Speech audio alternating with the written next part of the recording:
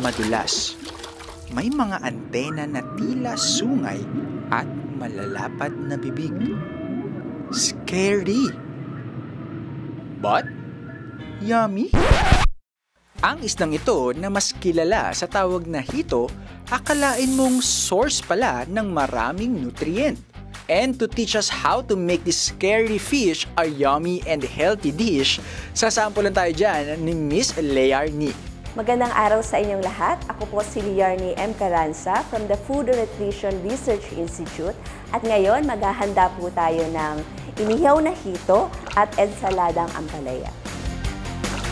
Sa pagluluto ng delicious and healthy dish na ito, kakailanganin natin ng ampalaya, sibuyas na pula, kamatis, papayang hilaw, asin, suka, asukal, at syempre, ang ating bida, hito.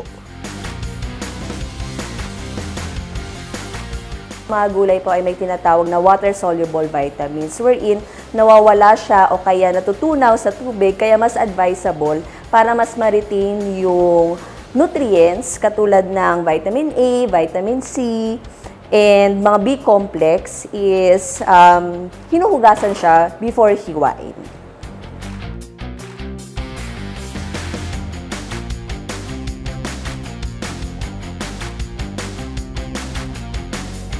So dito sa ating recipe na to, ang nire-require lang naman po is cut ng as thinly as possible. Matapos mahiwa ang mga rekados ng ensaladang ampalaya, maaari na itong pagsama-samahin sa isang bowl.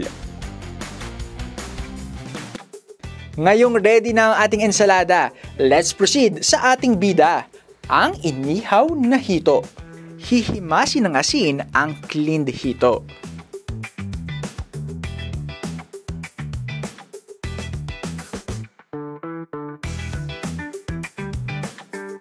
Matapos i-scrub at ibabad ang hito sa asin, so maaari na po nating ihawin ang hito.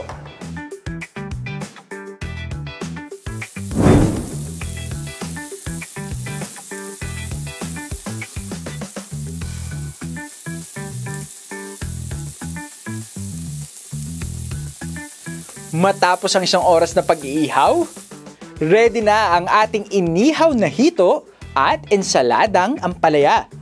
So sa hito, malaki ang makukuha nating protein at fat.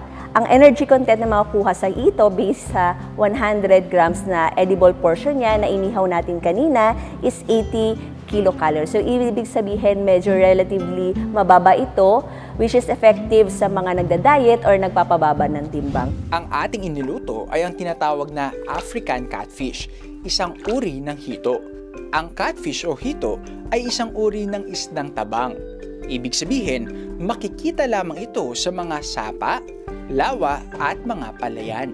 Itong isda na ito ay walang kaliskis. Meron lang silang madulas na mucus para sa balat nila. Ang slimy substance na ito nakilala rin sa tawag na mucus coat, ang nagsisilbing first line of defense ng mga hito laban sa mga parasites, bacteria at physical injury. Bakit po ba siya tinawag na catfish? Tinawag siyang catfish kasi parang katulad niyang pusa na may whiskers. Whisker-like, ang tawag natin dyan sa English ay barbel. Yung barbel na yan ay nakakatulong. Nandun ang mga senses for looking for food. So, parang may sense of taste, tsaka sense of smell dun sa barbel. Dito sa Pilipinas, may 3 species ng hito na kalimitang inaalagaan o pinaparami. Nariyan ang Clarias gariepinus o African catfish, Clarias batrachus o kilala rin sa tawag na walking catfish, at ang Clarias macrocephalus o mas kilala rin sa tawag na broadhead catfish. Sa 3 ito, 2 ang native sa Pilipinas, ang walking at broadhead catfish. Dok, ano po ang kinaibahan nito, yung native natin, yung nakikita sa Southeast Asia, ano po yung kinaibahan nito sa African na catfish po? Ang kinaibahan nila yung size talaga. Napakabilis lumaki ng African catfish. Tapos ang kulay niya, maraming variations, may mga spots, no? At saka darker ang color niya. Yung native catfish or broadhead catfish, ay ang final form niya ay mas maliit kaysa sa African. Plus, lighter ang color niya. Susunod sa Expert Talk, ating alamin alin sa tatlong uri ng hito ang nanganganib ng maubos. Dumarami ang pumapasok sa industriya ng catfish farming, lalo pat napakadaling maparami ng isdang ito.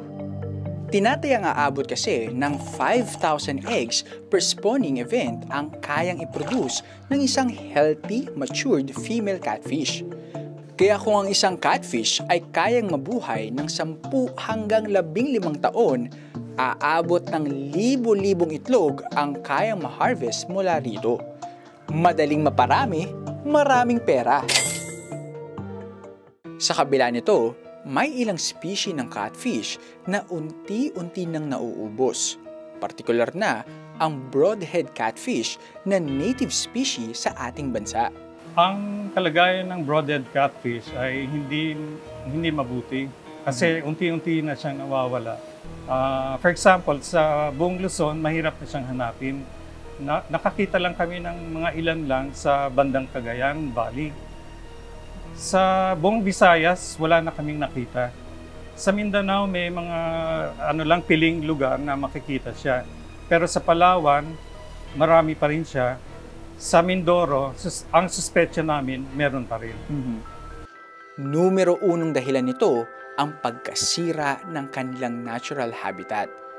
Dagdag mo pa na napapabayaan umano ito dahil mas prefer ng breeders na maparami ang imported breeds tulad ng African catfish. Ang pagkasira ng kanilang habitat ay dahil sa urbanization.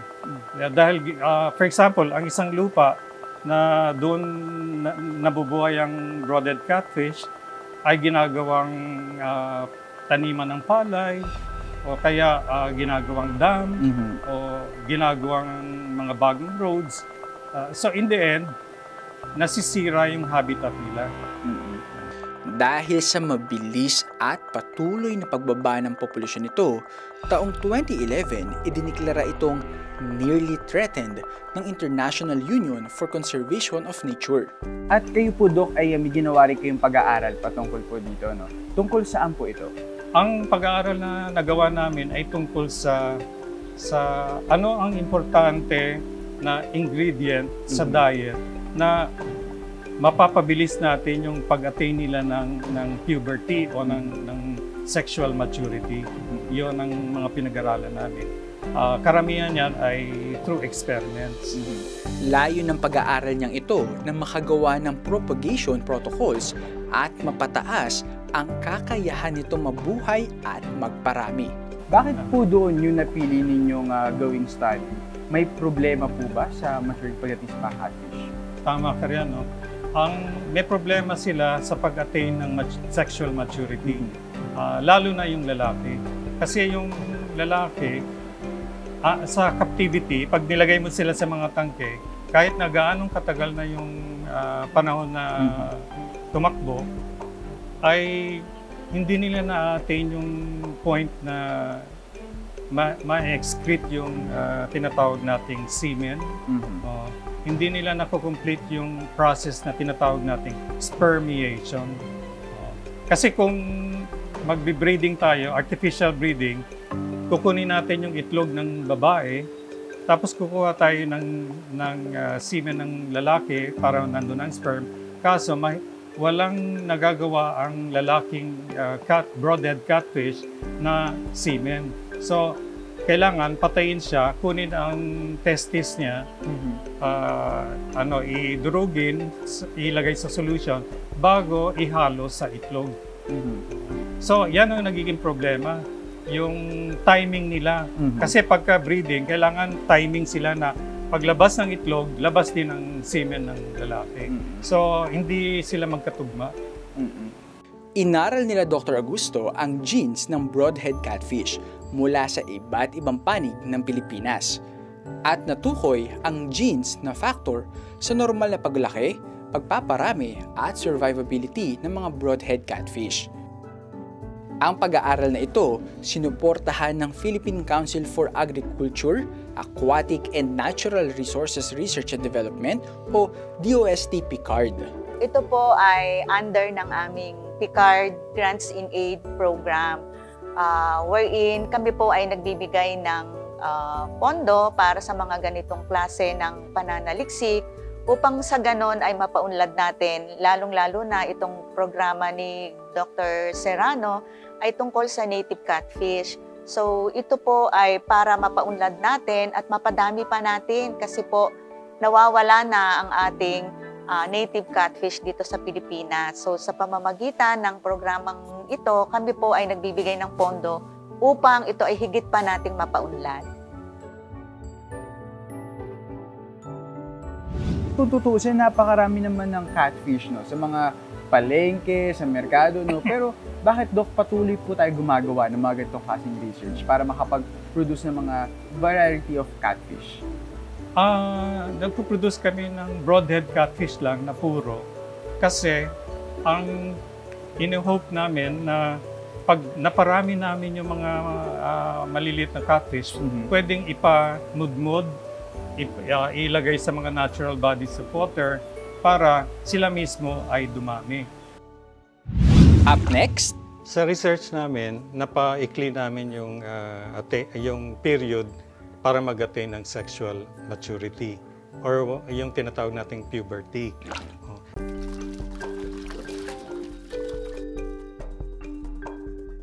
di hamak na mas matagal ang sexual maturity ng broadhead catfish kung ikukumpara sa African catfish. Ang male broadhead catfish inaabot ng halos 10 to 24 months bago ito tuluyang maging handa for breeding, habang sa Africa naman 6 to 12 months lamang. Kaya naman upang mapabilis ang pagpaparami nito, isinasagawa ang tinatawag na artificial propagation. Ano po ba ang ginagawa dito sa propagation?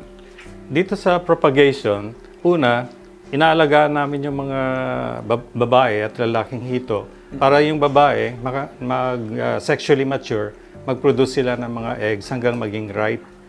Ang propagation ay isang pamamaraan ng pagpaparami ng hayop o halaman gamit ang iba't ibang teknolohiya at teknikal na pamamaraan. Bahagi ng artificial propagation ang tinatawag na artificial fertilization, kung saan gumagamit naman ng siyensya upang maparami ang lahi ng hayop o halaman na kanilang pinangangalagaan. At ngayon naman, Doc, ano naman po ang gagawin natin dito? Sa ngayon, ituturo namin sa inyo paano mag-inject ng hormone sa babaeng hito at sa lalaking hito para overnight, pag hinintay mo overnight, maglalabas ng ripe na eggs yung babae, tapos yung lalaki naman, ma-prepare niya yung sarili niya for extraction of testes para sa artificial fertilization.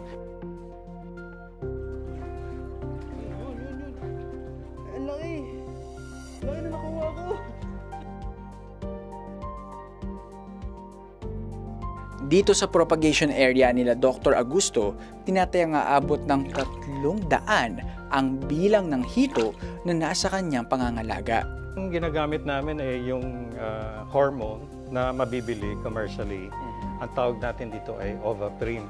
Ito ay composed of 2 kinds of hormone. So, hindi ko na yung technicality niya.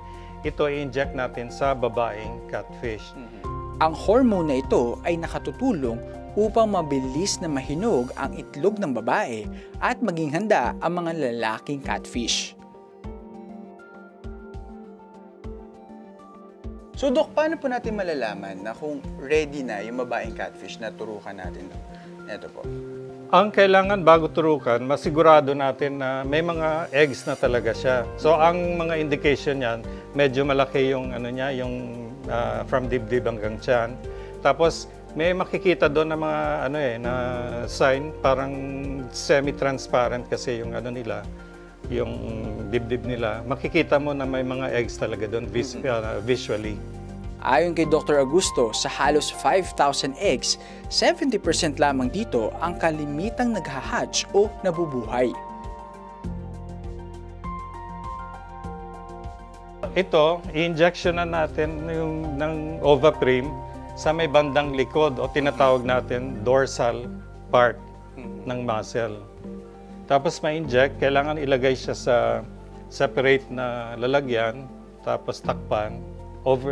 Kinabukasan yan, hinog na yung eggs niya. Pwede nang either hilutin or minsan siya na mismo naglalabas, pero para makuha lahat, hihilutin siya. Ganon din ang sa lalaki, injectionan din siya para ma-prepare yung lalaki na yung testis niya.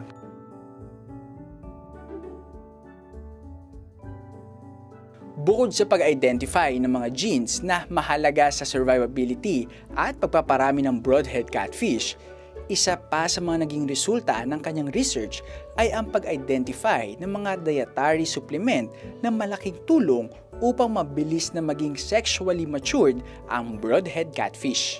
Sa research namin, napaikli namin yung period para mag-attain ng sexual maturity or yung tinatawag nating puberty.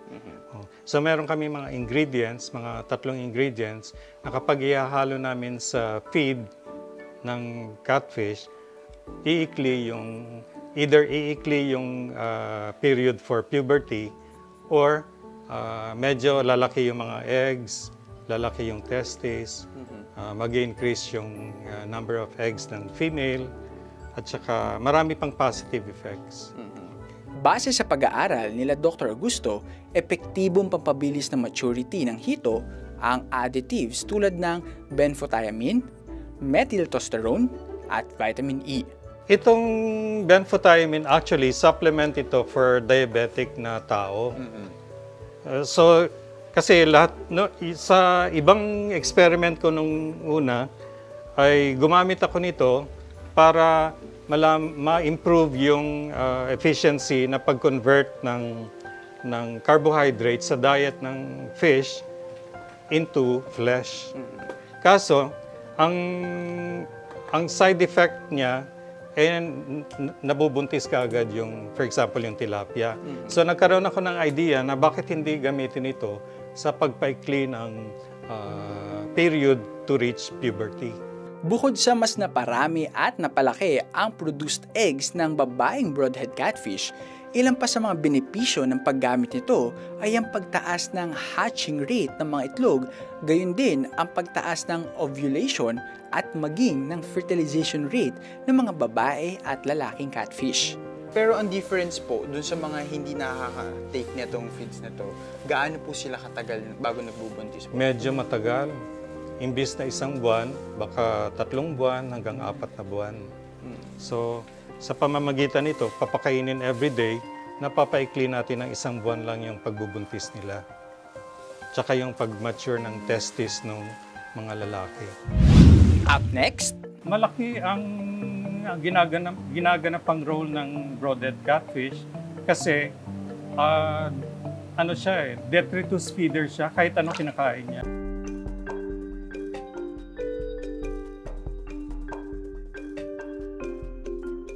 Maraming kinaibahan sila. For example, yung hindi lang sa napaikli ang period to reach puberty, dumami din yung laman na itlog ng babae. At saka lumaki ang itlog, yung size ng itlog. Tapos yung tinatawag nating ovulation rate, pagkatapos naming i-induce by hormone, ang ovulation rate mas mataas. Meaning, pag meron kaming in-inject na 10 babae, siguro mga 6 or 7 nag-ovulate or maglalabas ng itlog na right. So, ang nangyari, yung pinakain namin with benfotiamine, nagkaroon ng mas mataas na ovulation rate. Mas nag-react sila sa in-inject naming hormone. Tapos yung fertilization rate, yung sperm tsaka yung egg, nag-meet successfully, may number yon.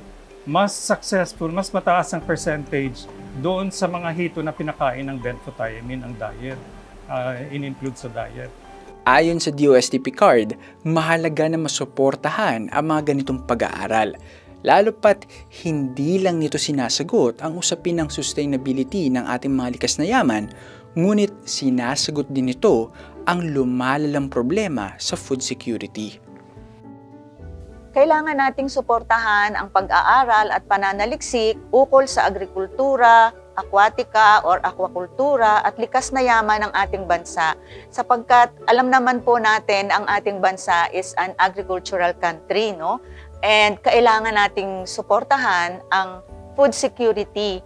We have to feed the people.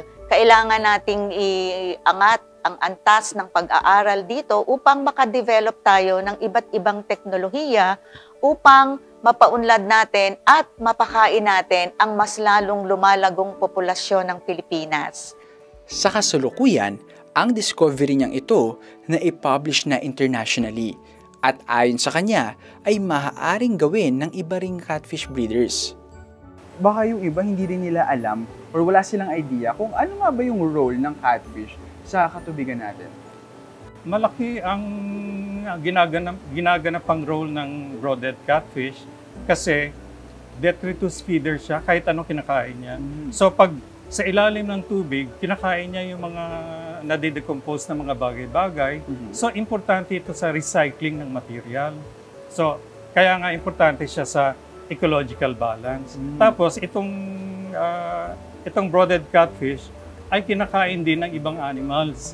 For example, yung mga malalaking birds, tapos yung malalaking isda na predator sa tubig tabang.